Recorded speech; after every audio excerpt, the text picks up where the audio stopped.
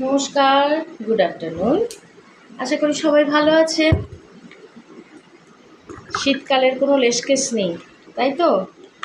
কিন্তু শীতকাল পড়ে গিয়েছে।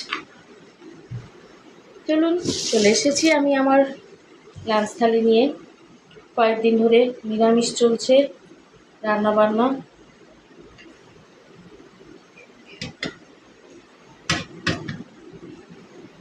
তার মধ্যেই খাওয়া দাওয়া তো করতেই হবে।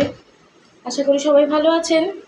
চলুন দেখে নিই আমি আজকে কী রান্না করেছিলাম, শেয়ার করে দিই আপনাদের সাথে। এই যে ভাত, লেবু, লঙ্কা, শাক ভাজা, আর এটা হচ্ছে কপি ডাঁটা চচ্চড়ি, এটা আলু ফুলকপির তরকারি, আর ওই সব রকম সবজি দিয়ে মার জন্য একটা সেদ্ধ ঝোল বানিয়েছি।